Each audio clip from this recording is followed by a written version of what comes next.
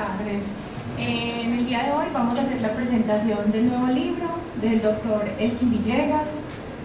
Él es egresado de la UNAM como psicólogo social, también es psicoanalista.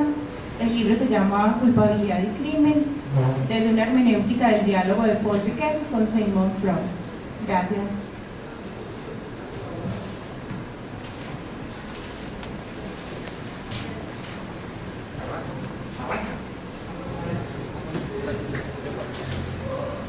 Bueno,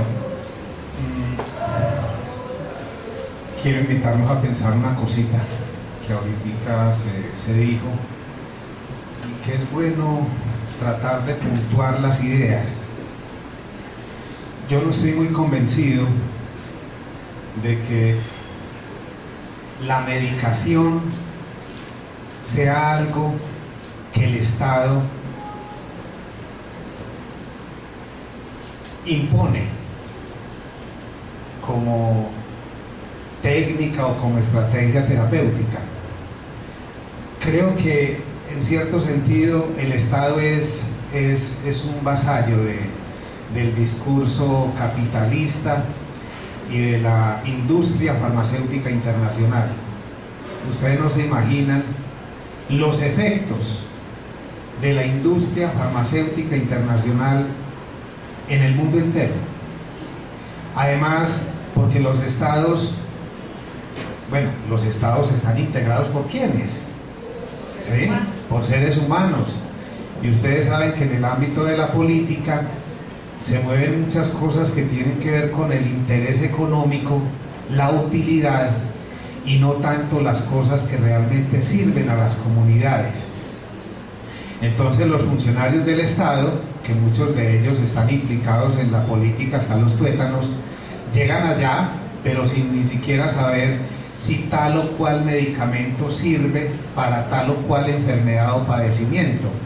Entonces yo creo que hay que endosarle el problema es a la industria farmacéutica internacional, que esa sí sabe de los miles de millones de dólares que ahí se mueven y cómo las comunidades toman medicamentos y no objetan, digamos, ni la ética ni la eficacia del medicamento. Me parece que el ejercicio que hicieron ahorita me parece fabuloso, y creo que esta representación es apropiada para que nos pensemos como país que está prácticamente inhabilitado. Es más, yo creo que esta representación sirve para pensar cómo en Colombia mucha gente está medicada y no tiene la posibilidad de crear, de ser, de funcionar. Porque creo que la medicación es como la respuesta también a nuestras inhibiciones y a los problemas que tenemos de iniciativa. O sea, es que conquistar la salud mental es un asunto muy complicado, y habría que ver si en Colombia la mayoría de la gente trabaja con el propósito de conquistar la salud mental, o más bien prefiere tomarse un medicamento porque es que es la posición más cómoda. Algunos de ustedes dijeron, es que la salud mental tiene que ver con la subjetividad y tiene que ver con la comunicación de aquello que duele a nivel interior. Bueno, sería interesante que nos preguntáramos si en nuestro medio la gente está en disposición de buscar ayuda, de hablar de sus cosas. No, y pensemos una cosa todavía mucho más seria.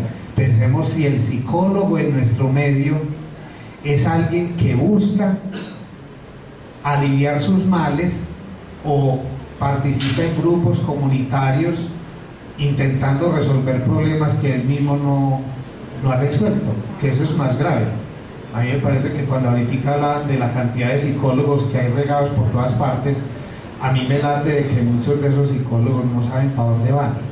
O sea, no saben qué decirle a las comunidades. Ellos están angustiados y no saben la importancia de la palabra para curarse en un dispositivo terapéutico. Es que el problema de la psicología hoy es que ni siquiera el psicólogo cree en los efectos clínicos y terapéuticos de la palabra, y eso sí es grave. Bueno, eso como introducción. Ahí me excusan pues, pero el ser crítico me acompañará hasta el fin de mis días. Yo, en vista de que observo que el ambiente está bastante propicio para pensar el fenómeno que en este momento tiene en vilo a esta sociedad, el proceso de paz, quiero no hacer una presentación de este libro a la manera tradicional. Quiero más bien invitarlos a hacer una reflexión desde uno de los capítulos que componen el libro y que pensemos también ese fenómeno que aquí están intentando dilucidar. Es el capítulo 3. Se llama Culpabilidad, Crimen y Castigo, y me parece que es apropiado para esta ocasión. Entonces, para no presentar las ideas de una manera un poco dispersa, quiero leerles el texto y les agradecería que en la medida en que van escuchando el texto, lo que se les vaya ocurriendo, ojalá lo escriban y al final me bombardeen. Dado que en este país hablamos siempre de bombardeos y de cosas de esas, entonces espero que me bombardeen, pero con palabras, con significantes, con preguntas, con inquietudes, a ver qué aprendemos de esta jornada. Antes de iniciar, quiero decirle que este trabajo es efecto de una investigación, es mi trabajo de grado en filosofía, en una maestría en filosofía, y es un diálogo entre un filósofo que murió recientemente, Paul Ricoeur, un gran filósofo. Me parece que el psicólogo que tenga como propósito orientar la psicología desde los problemas sociales y contemporáneos no pierde el tiempo leyendo a Paul Ricoeur. Me parece que en muchos sentidos se podría decir de que Paul Ricoeur es un psicólogo social comprometido con los problemas de la época. Y ese señor fue un lector decidido de la obra de Freud, al punto de que escribió un mamotreto de libro, que se lo recomiendo, se llama Freud, una interpretación de la cultura. Entonces, a mí me ha parecido muy interesante la lectura de Paul Ricoeur, porque Paul Ricoeur es un filósofo que no escatima esfuerzos, no es un perezoso, no es un inhibido que se haya ocupado de un solo periodo de la historia.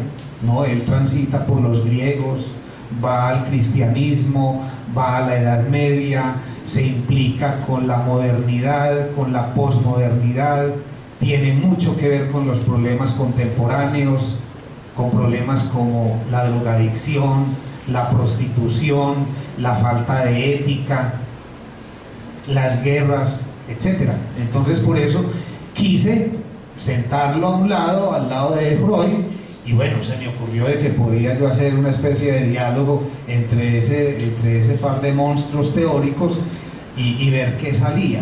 Pues bien, de ese diálogo surgió este pequeño librito, que entre otras cosas estoy muy contento porque ese de 4 libros es el segundo que me publica ya la editorial San Pablo. La editorial San Pablo es una editorial que tiene sus orígenes en Italia y está en más de 30 países de habla hispana. Entonces, para mí es un privilegio sentir de que mis cositas, mis reflexiones están exhibidas allá en esa editorial y que esas ideas comienzan a circular por todas partes, porque ustedes se imaginan la difusión que puede hacer una editorial que tiene presencia en más de 30 países de habla hispana. Pues eso me tiene un poco asustado, pero bueno. Culpabilidad, crimen y castigo. Arranco con una cita de Paul Ricoeur. Dice Ricoeur: después del juicio recaen sobre el criminal prohibiciones aún más graves que lo anulan, por así decirlo, a él y a su mancilla. Destierro y muerte constituyen semejantes anulaciones de lo mancillado y de la mancilla. Con la disposición diacrónica que desde el título proponemos, queremos dejar indicios en la presente elaboración que el lugar asignado al concepto de culpabilidad es fundamental y de él dependerán en buena medida, de acuerdo con la hipótesis de Freud en el artículo titulado, es un texto de 1916, que se llama Los delincuentes por sentimiento de culpabilidad.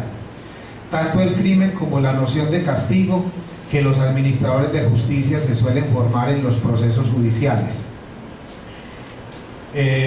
Con respecto al tema de los procesos judiciales y bueno y todo esto, les sugiero leer un textico, está en la red, es sobre psicoanálisis y criminología de un psicoanalista de la ciudad, en donde él hace una presentación del libro Derecho Penal para el Amigo de Alberto Poveda Perdomo. En esa perspectiva es evidente que el fenómeno global contemporáneo de la reducción del sentimiento de culpabilidad y con ella el de la responsabilidad como efecto del capitalismo salvaje es un factor que incide de manera perniciosa tanto en los sujetos que realizan los crímenes como en los encargados de la administración del aparato judicial, quienes, a la luz de la ley y de la constitución política vigente del Estado, pueden ser también considerados sujetos criminales, ya que el acto de matar es una expresión tan delictiva como la supresión del derecho para realizar decisiones judiciales, no conforme a la Constitución y la ley, sino de acuerdo con el capricho y con la libre, interesada e irresponsable interpretación de los jueces. Este es un problema de actualidad. Si ustedes escuchan los medios de comunicación, se dan cuenta de que uno de los grandes debates en este momento en el sistema judicial colombiano es la falta de garantías. Todo el mundo dice que no tiene garantías, ¿sí o no? Hasta uno que por ahí está muy molesto, que fue presidente, no tiene garantías.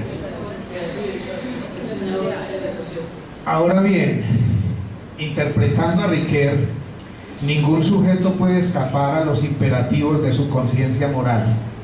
Es lo que nos enseña Kant, nos lo muestra la experiencia y nos lo vuelve a recordar Hannah Arendt cuando afirma, una filósofa alemana: moralmente hablando, casi tan malo es sentirse culpable sin haber hecho nada concreto como sentirse libre de toda culpa cuando se es realmente culpable de algo, dice Arendt. Fragmento sobre la culpabilidad de la filósofa alemana que se articula con las reflexiones de Paul Ricoeur, quien no solo ha desempeñado una labor básica en recuperar para la filosofía la filosofía francesa e internacional la obra filosófica y política de Hannah Arendt, sino que además se ha interesado en estudiar su pensamiento. Es el caso del libro La condición humana, a partir de la dialéctica entre el perdón y la promesa.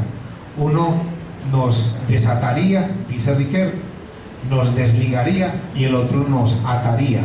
Ambas nociones están ligadas al concepto de acción, y todo ello en consonancia con las elucidaciones del autor francés en torno a la culpabilidad. El concepto de culpabilidad es un concepto central que, al estar más ausente que presente, tal y como lo mostramos en el actual pasaje a partir de dos casos ilustrativos concretos, los cuales analizamos con el método hermenéutico de Paul Ricoeur con fines de ilustración y no de prueba, pues con ellos no pretendemos dar a entender que tengan validez y confiabilidad interna, pero no externa, entre los casos existentes y posibles, sino preguntarnos en qué sentido generan conocimiento científico y o filosófico. hace que se configuren las condiciones para generar un sujeto criminal.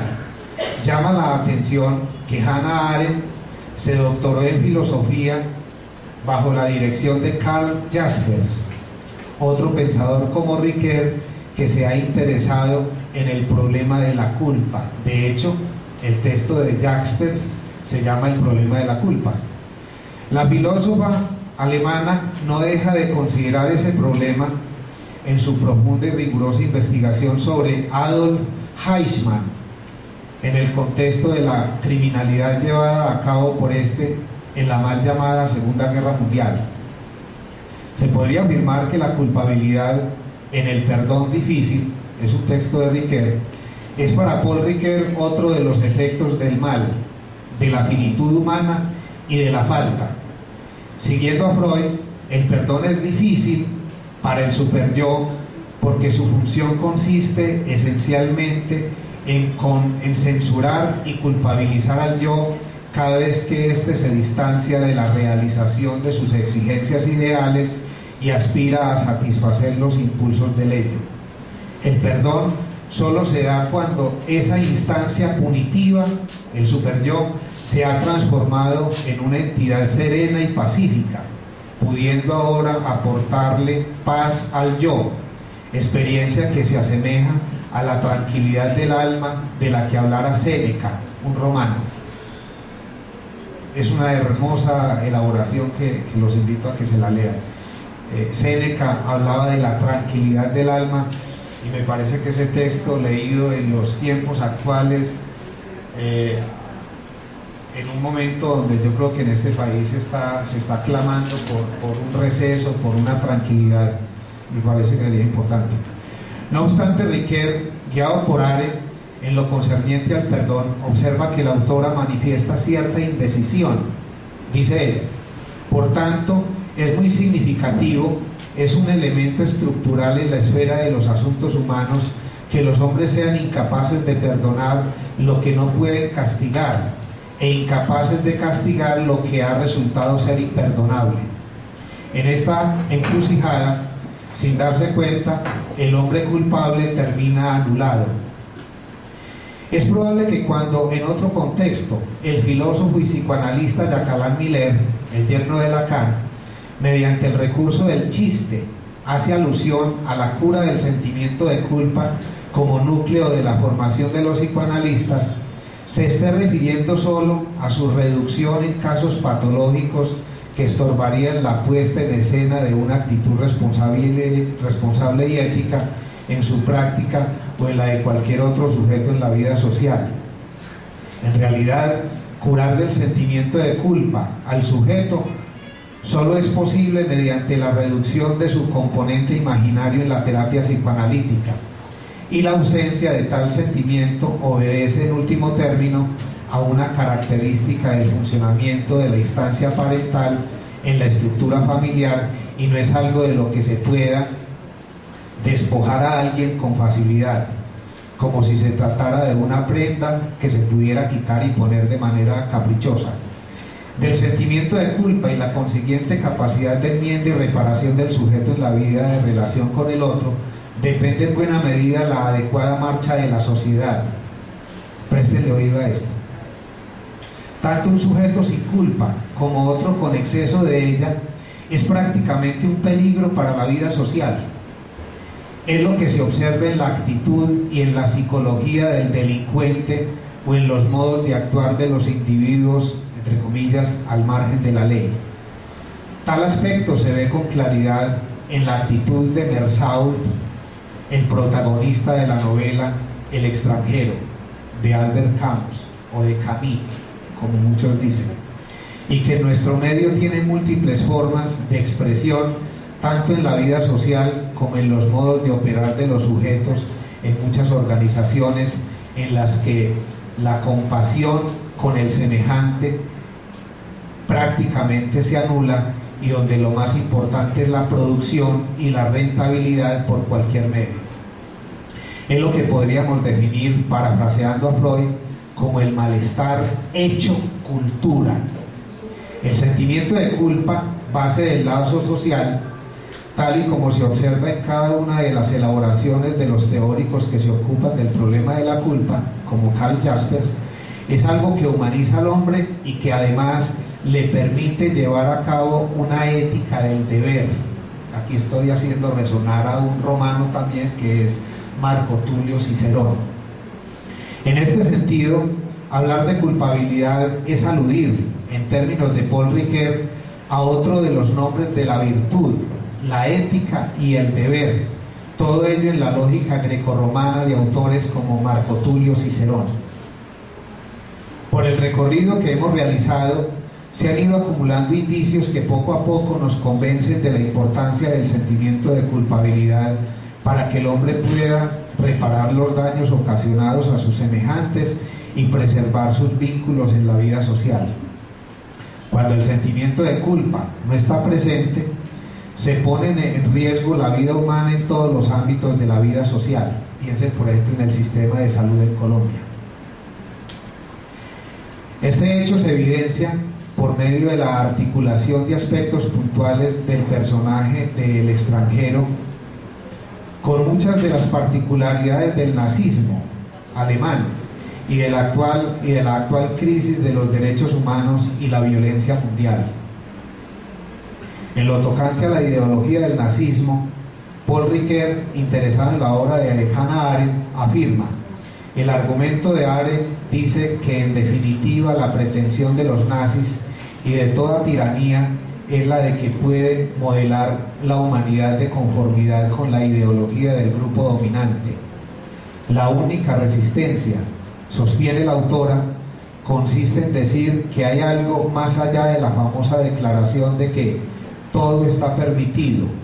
No por casualidad, Arendt escribió La condición humana, porque para ella este era un acto de resistencia a la tiranía.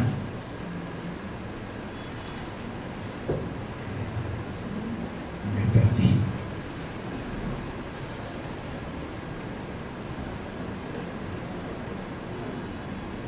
Bueno, es lo que podríamos definir, parafraseando a Freud, como el más bueno. Ya pasé por ahí. Al respecto, René Girard expresa lo siguiente: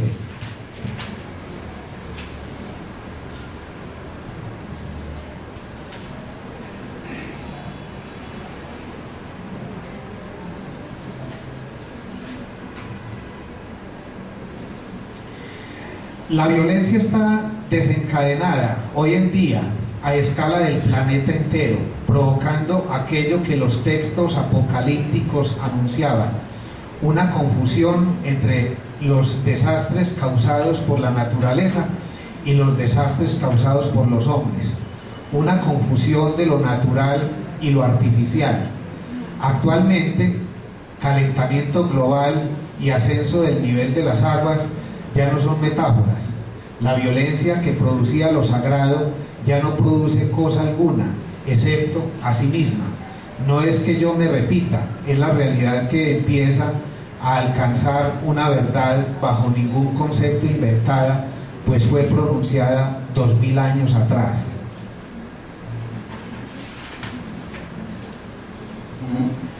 Cuando la reducción del sentimiento de culpa, efecto de una elaboración o de un tratamiento del alma, no apunta en la dirección de generar una actitud más responsable y ética por parte del sujeto y de la comunidad, hablamos de una insensibilidad patológica que afecta o corroe la vida y el lazo social. En muchos de los escenarios de la vida actual, advertimos que la ausencia de sentimientos de culpa pone al borde de la desintegración todo tipo de actos o contratos en la vida social, al fallar desde la base misma la solidaridad y la cooperación con el semejante.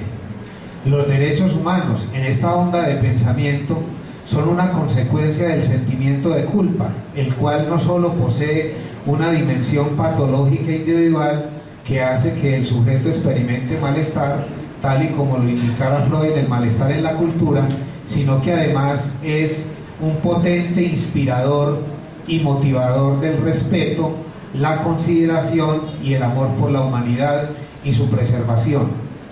Esa es la razón por la cual hablar de cura del sentimiento de culpa genera tanta resistencia?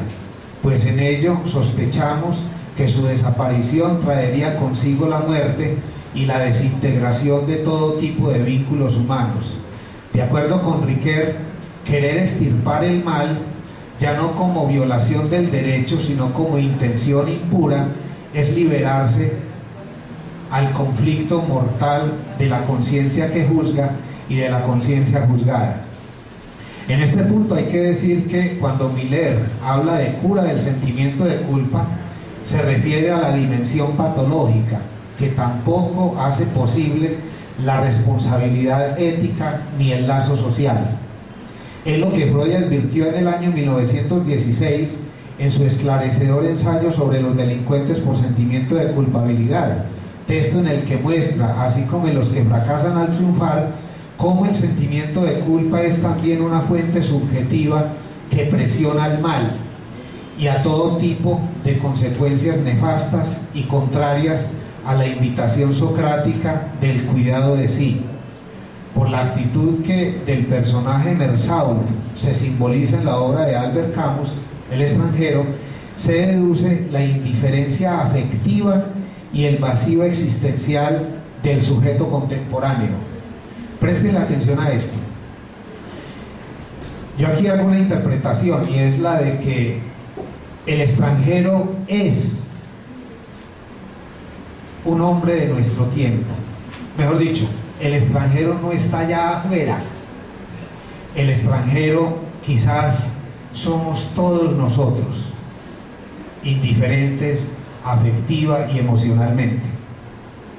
El extranjero en este punto nos representa como sujetos en una sociedad cada vez más líquida y pulsional. Líquida en el sentido de Zygmunt Bauman, que habla de sociedad líquida, amor líquido, o sea, para Bauman todo es líquido. Donde a falta de mecanismos de regulación, dada la primacía del goce, la inestabilidad humana no solo mueve a lo peor, sino que también configura una serie de acciones frías, indolentes y carentes de solidaridad en la familia, el trabajo, la sociedad y la vida profesional. Un subtítulo sobre el contexto sociocultural de la novela de Camus. Desde la perspectiva histórica, no es mera casualidad que la obra El extranjero haya sido publicada en 1942, en el corazón mismo de la Segunda Guerra Mundial, como un intento de su autor por exponer parte de la verdad que no se podía expresar de manera directa, pues no les era permitido a los escritores pronunciarse de manera libre. También aquí, como en la Edad Media, la censura actuaba de manera despiadada y con radicalidad, por lo que los novelistas tenían que recurrir para manifestar sus pensamientos y posturas a otros métodos o procedimientos literarios. En tal perspectiva, Albert Camus fue uno de esos escritores que, afectados por la situación, optó por darse a conocer por medio de sus obras, las cuales siguen operando como una creación artística, así como lo fueran las obras de Débora Arango en una época de tribulaciones en Colombia, encauzada a manifestar tanto los excesos de la época como la invitación a reflexionar en torno a la necesidad de las instancias adecuadas de regulación y de control social. La obra es, pues, un sistema de signos que simultáneamente permite ocultar y exhibir o descifrar la cruda realidad de la época, que aparece encarnada en Mersault, un sujeto indiferente desde el punto de vista afectivo respecto a los cuidados de sí, de los otros y de las cosas. Estos evidencian la falta de sentimientos y de afectividad en situaciones como la muerte de la madre, el ascenso ofrecido por el jefe, la propuesta de matrimonio por parte de María y, lo más grave para nuestros propósitos de investigación, cuando comete un crimen sin plantearse moralmente si el hecho está bien o mal. máxime cuando el problema no era suyo, sino de Raimundo, un recién conocido. Entonces, su falta de sentimientos hace que sea condenado y aún así, pese a considerarse inocente, no reacciona para defenderse, rasgos todos que ponen en evidencia la aceptación de su culpabilidad inconsciente.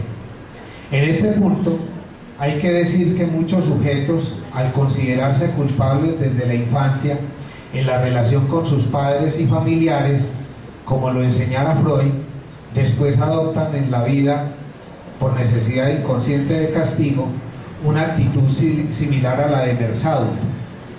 Intrínsecamente a esta simbología del mal, Riquet nos dice: si añadimos el hecho de que matamos con facilidad al enemigo, al extranjero, parece que el número de actitudes inauténticas ante la muerte resulta considerable. Inmortalidad del ello, angustia de la muerte ligada a la culpabilidad e impulso de matar son otras tantas pantallas interpuestas entre el sentido de la muerte como destino y nosotros. Y más adelante agrega: si quieres soportar la vida, dice Riquet, prepárate para la muerte. Jaspers, por ejemplo, en el problema de la culpa, intuye un efecto similar para el pueblo alemán tras la negación del genocidio generado por la Segunda Guerra Mundial. La culpabilidad, si bien es cierto, es una fuente de sufrimiento, en algunos casos patológicos, constituye también un medio de regulación de la agresividad y la violencia. De acuerdo con René Girard, para impedir que la violencia se expanda de manera desquiciada, hace falta la presencia de un límite jurídico, con el propósito de preservar la vida en sociedad. La apatía emocional de Mersau se relaciona, como se puede inferir desde la lógica del imperativo categórico de Kant, con una conciencia moral débil e incapaz de presionar en el sujeto una ética del deber que promueva el cuidado de sí, aspecto que en el personaje están más ausentes que presentes. Como lo hemos sugerido desde Kant con Freud, es claro que una conciencia moral débil se constituye a partir de la impotencia reguladora del padre, cuestión que hemos denominado, en cuanto a uno de los grandes problemas en la contemporaneidad, declive de la función paterna.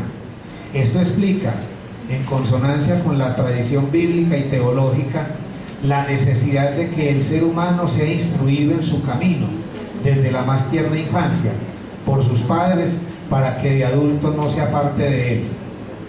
En el caso de Mersau, llama la atención la ausencia del padre en toda la novela. Según Paul Riquet, el padre figura en la simbólica no tanto como progenitor igual a la madre, como dador de nombre y dador de leyes, aunque lo propio de la mentalidad actual en todo tipo de escenarios es el desprecio por los brotes de la autoridad. Es claro que su función es imprescindible para el cuidado de sí. De ello aún dan cuenta discursos como el de la filosofía, el derecho, la teología y el psicoanálisis. En todos ellos se advierte una constante, que es la defensa y la utilidad práctica de la función paterna, fundamental para que existan los mecanismos de regulación.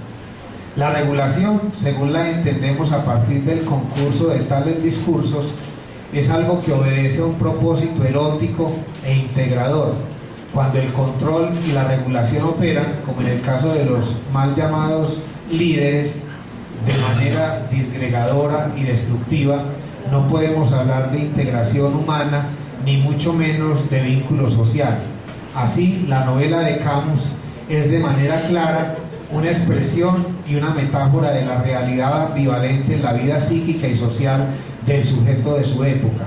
Adicionalmente, y en cuanto a la personalidad de Mersau, decimos con el autor francés: piénsese en la presentación verbal del juez penitente, en el relato La caída de Camus, en el que se combinan hábilmente los dos roles, el del acusador y el del acusado, sin la mediación de un tercero imparcial y benevolente. Indefinición de negación que también caracteriza al personaje del extranjero, cuyas oscilaciones emocionales en cuanto a los deberes le impiden que sea considerado como un ser ético. Por eso también decimos de Adolfo Hitler y los simpatizantes con su política de exterminio que no pueden ser pensados como agentes al servicio de la ética, ya que esta es ante todo una idea reguladora que apunta a la preservación de la vida y de la integridad social. En esta perspectiva, el sentimiento de culpa, cuando no es patológico, funciona como una idea reguladora y como ética del deber que favorece la vida.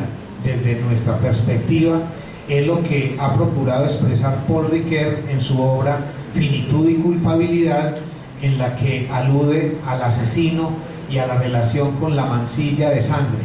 Afirma Ricoeur: y sin embargo, la mancilla de la sangre vertida no es algo que se quite lavándola.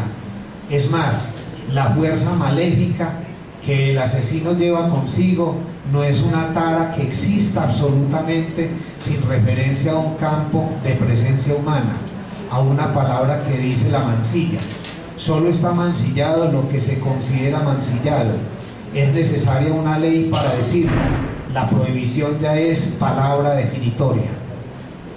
Emersaul, un sujeto anormal, extraño y extranjero, como arquetipo de la modernidad tardía, se encuentra representada toda la filosofía posterior de Camus, caracterizada como absurdista, una filosofía que, siendo un poco osados al decirlo, se asemeja a las descripciones freudianas sobre el carácter imprevisible, inconsciente y primitivo de lo humano, posición que el creador del psicoanálisis no vaciló en llamar como psicopatología,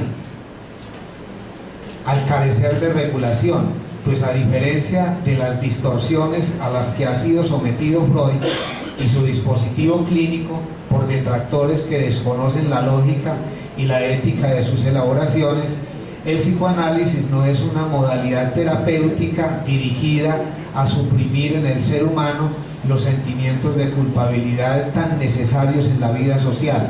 Por el contrario, es una actividad clínica encargada de transformar lo patológico de tal sentimiento en responsabilidad y en ética del deber. La falta de responsabilidad mueve a Mersault a negar su participación en los hechos que se le imputan, como en el caso de Edipo, quien monta en cólera y procura, en medio de la arrogancia, hacer responsable de la peste a un hombre desconocido, excluyendo de paso que el responsable de tales sucesos pueda ser él mismo. Al respecto, nos dice Paul Ricoeur: y Edipo resulta así culpable por su propia pretensión de disculparse de un crimen del que no es en efecto culpable en el sentido ético de la palabra. En nuestra sociedad se observa un modus operandi similar, pues al parecer al sujeto le cuesta asumir de manera explícita o manifiesta la responsabilidad por las consecuencias de sus actos. Lo llamativo es que a nivel latente o inconsciente, una parte interna mucho más exigente y punitiva procura hacer cargar con todo el peso de la responsabilidad, y la sanción que el mismo sujeto se aplica termina superando en todo lo que invitara de parte de la ley. Lo que los lleva al caos es la ceguera del no saber. En la lógica del cuidado de sí, el psicoanálisis es una actividad tan honorable como necesaria para generar en el sujeto contemporáneo una actitud virtuosa como la que destacamos del hombre griego.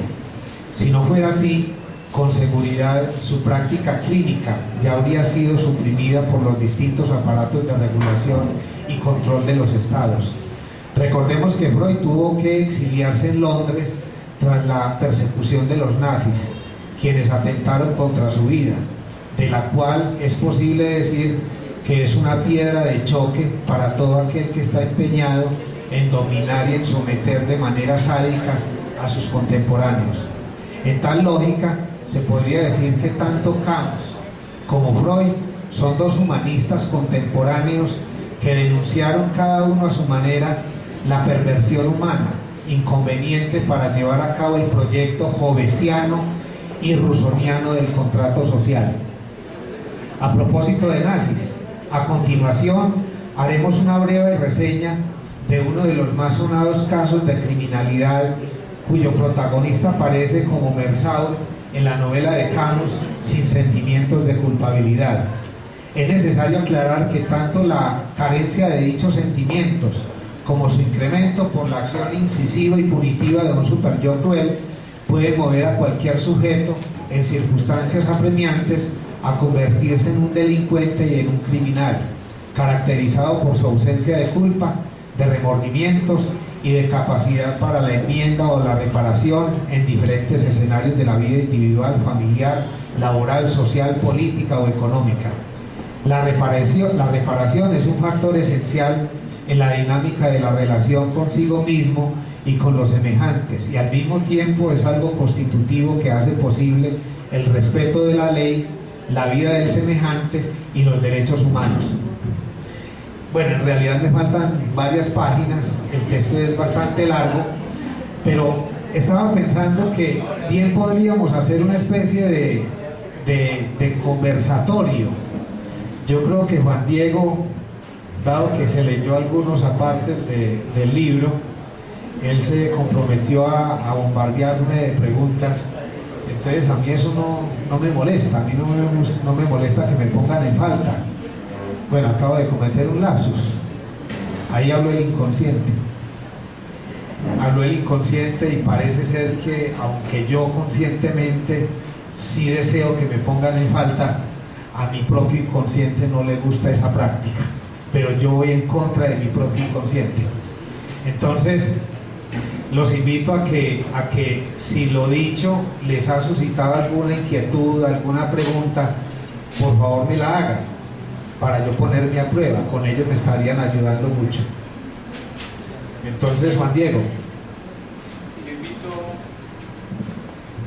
si hay alguna pregunta, aprovechamos pues para que la compartamos con el doctor Elkin. Yo ya me hice una primera lectura del libro. Obvio, necesito hacer una segunda lectura. Memo Ángel hace el prólogo y él invita a que leamos el libro. Cuando yo estaba haciendo las preguntas, me dijo un muy buen comunicador social: ¿usted le va a hacer un interrogatorio o le va a hacer unas preguntas? Entonces, solamente quiero hacer una sola pregunta para que el público pues aproveche y hagamos otras. Pero las otras preguntas las quiero convertir en una invitación a la lectura. ¿En el principio fue la culpa o en el principio fue la acción? Es una invitación para cada uno de los lectores, no para nuestro amigo Elkin en este momento. La otra, y es en palabras de esta hermenéutica, del diálogo de Paul con Freud, respecto a que existen sujetos que cometen delitos por necesidad de culpa y necesidad de castigo. Reflexión para la lectura del libro. Y un tema que nos aborda como psicólogos y que es importante que retomemos muchos aspectos del psicoanálisis. El psicoanálisis solo trata con la realidad psíquica y no con la realidad material. Y nuestra sociedad, ¿con cuál de las dos está trabajando? Y la pregunta para él, que yo creo que eso lo invita a mirar las otras preguntas y el interrogatorio que dice Alirio, es: ¿hay una deficiencia de instalación del nombre del Padre o superyo, como lo conocemos, que se da en varios, yo diría que se da en muchos factores de nuestra sociedad? La pregunta es, en un tema puntual, desde el psicoanálisis, ¿cómo abordar el fenómeno de los líderes de los combos barriales, que su imaginario es tener muchos hijos, pero no es como un proyecto de vida propiamente, sino que los tienen por el temor al eros, el temor a la muerte, y entonces creen que así pueden preservar su legado? Muchas gracias, doctor Elkin. Aprovecho también para decir que yo estoy asistiendo con el doctor Elkin a su asociación internacional, el nombre sí no lo tengo en mente, Asociación Internacional de Psicoanálisis, Cultura y Vínculo Social. Allá se promueve la cualificación personal, social, familiar y empresarial. Es una organización sin ánimo de lucro que trabaja en pro de la salud mental en Colombia. Y estamos en este momento en el curso de introducción al psicoanálisis e introducción a las psicopatologías. Al correo ha llegado la invitación y sigue abierta la invitación, aunque ya vamos en la mitad en este curso. Sigue abierta porque es un diálogo para todos. Yo creo que ahora Elkin también puede dar remate con esa información. Muchas gracias. Muchas gracias, Juan. A ver, hay un problema bastante, bueno, uno no, son muchos, y yo creo que un investigador tiene que tener una pasión muy particular por entrar en contacto permanentemente con problemas. En nuestro medio, desafortunadamente, el significante problema se ha convertido en un gran problema, en el sentido de que nos han puesto a soñar y nos ponen a soñar en todos los ámbitos y nos enseñan como a aspirar a vivir la vida sin problemas. Y eso es una utopía. Es una utopía porque quien aspira a vivir la vida sin problemas, lo más curioso es que vive emproblemado. Es una paradoja. En cambio, cuando uno intenta asumir la vida de manera problemática, lo más curioso es que encuentra allí un cierto divertimento y encuentra permanentemente maneras creativas de resolver problemas, así no sea de manera total, sino de manera parcial, porque hay problemas que no tienen solución, y eso es real. El problema que me plantea Juan es un problema que creo que es un problema actual, es un problema contemporáneo, y es el de cómo en estos barrios los chicos, quizá presionados por la biología, tienen muchos hijos, y nosotros como psicólogos tenemos que captar un pequeño detalle. Ese asunto de ser padre, al menos desde la perspectiva del psicoanálisis, no es importante en términos biológicos. Lo es, pero no lo es tanto en el sentido de que el padre en el psicoanálisis no vayan a creer que es el espermatozoide. O sea, lo es, lo sabemos, eso no tiene discusión. Pero el padre en el psicoanálisis es una entidad simbólica. ¿Y qué quiero decir con esto? Que uno puede tener un papá que anda por el mundo muy orgulloso, sintiéndose el más viril de todos, y sin embargo no haber operado como padre. O sea, a lo que asistimos en los tiempos actuales, y yo creo que se puede nombrar así, asistimos a la presencia del padre castrado, el padre que no opera como padre. O sea, es un padre portador de órgano, y seguramente se siente muy orgulloso de su órgano, al cual exige permanentemente y exhibe, pero en lo que tiene que ver con la función paterna, ahí ese padre está borrado, no opera. Es que, y aquí les voy a soltar una hipótesis que está aquí en este trabajo. La hipótesis es que si el padre no habla, si el padre no opera controles, y ustedes saben que muchos padres hoy día son así, y yo creo que en parte hay que endosarle la culpa a la psicología, porque la psicología, con ese discursito de que de los derechos humanos, de los derechos de los niños, que ya los niños tienen derecho a todo, mejor dicho, tienen derecho hasta a callar a los padres. Entonces los padres de hoy día son gente más o menos inhibida, gente que vive muerte de miedo, porque creen que si se pronuncian en tal o cual sentido con su hijo, entonces lo van a demandar y entonces ya ni siquiera el padre opera.